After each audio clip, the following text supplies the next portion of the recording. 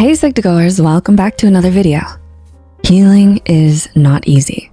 There's a lot of stigma regarding going to therapy and doing any independent inner self work. It's still seen as something that either weak or crazy people do. And that's just not true.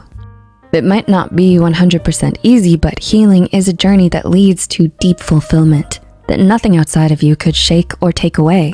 This process is very humbling, but with high risk comes high reward. During this journey, you will start to feel the growing pains of change and self-integration. Keep moving forward.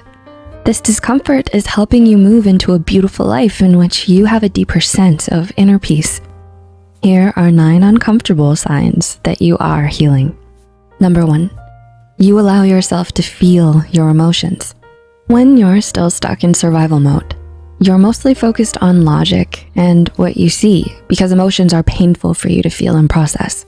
It's hard for you to take the time and make room for your emotions to just be acknowledged and validated because it reminds you of hurt that you would have liked to keep buried.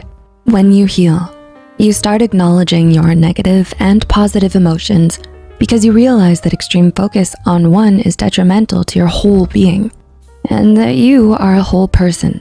It's uncomfortable at first, but as you are no longer suppressing or denying them, you see the value of your emotions and feelings and of just letting yourself sit with them and allowing them to pass. Number 2, you're getting better at expressing and maintaining boundaries. When you're not healed or in the process, you struggle with stating and enforcing boundaries because you're afraid of rejection, feelings of shame and guilt from putting your own interests first, or saying what's on your mind. It's unusual to set firm boundaries when you're not used to it. But once you start, it creates more healthy interpersonal dynamics because you stated your opinions and emotions. You have the mental and emotional clarity, and you are more capable of making your own decisions. Number 3, you accept that you've been through difficult experiences. Life is hard and unfair. And instead of suppressing all of the experiences that you have been through, you acknowledge and accept that they happened. You accept that these people, places, and things had life-changing impact on you and probably still do. Once you have accepted that these uncomfortable events impacted you in their entirety, they actually start to hurt you less because you've accepted the truth and are in charge of the narrative of your life again. Number 4, you're less reactive and more responsive. When you're in survival mode, everything and everyone is a threat and is treated as such. Nothing is trusted, and you don't have time to sit and logically think things through because you are pure action, needing to defend yourself constantly. Once you start healing, your natural response of lashing out, shutting down, running away, or people-pleasing is tested and slowly makes way for questioning your feelings and reactions regarding things. You even find yourself asking, why do I think this way? Where does this thinking come from? You start practicing emotional self-regulation, self-analysis, and responsibility. Number 5, you realize that healing is not linear. Healing is uncomfortable because you're unearthing and confronting things you would have preferred to keep suppressed. Once you get into the rhythm, you realize that part of that healing is that this distress is okay and normal because it's not a straight road to inner peace and healing. You understand and have experienced the highs and lows of healing and know that the feeling of today will not match the feelings of tomorrow or even later on. Number 6, you begin to step out of your comfort zone. Here's the thing about healing. It's not something everyone will do. However, if you decide to, it actually has far-reaching benefits beyond the acceptance and acknowledgement of the traumatic experience. Once you are in the healing process, you're developing bravery around your emotions and your mind. With this newfound conscious control, you are no longer scared by things that scared you before. Scared of making a living situation change?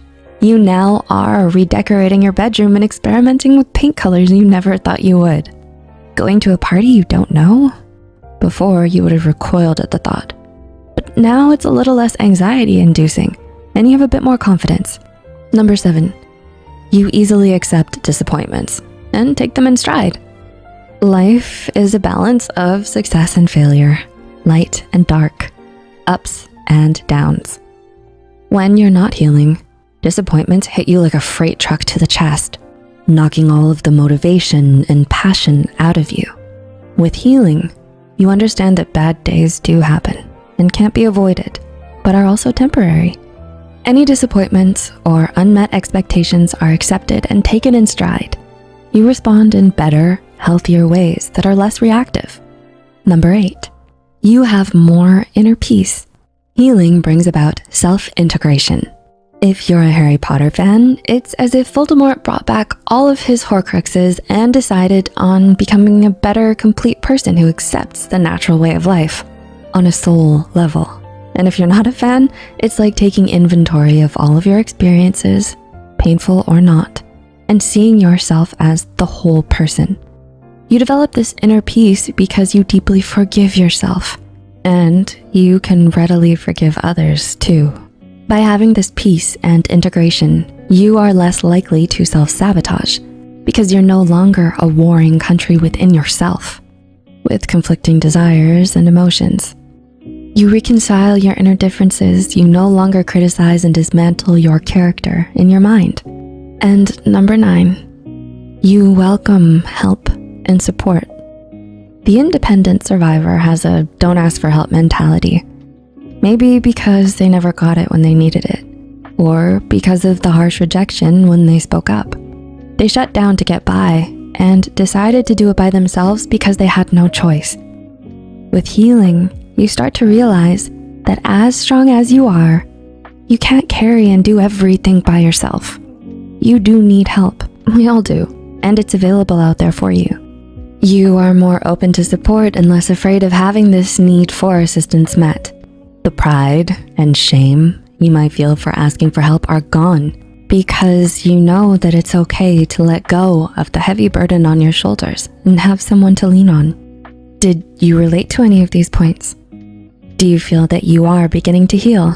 As rewarding as the first step of healing is, you will run into the discomfort of your healing, and this will try to make you stop, to lessen or ignore the pain.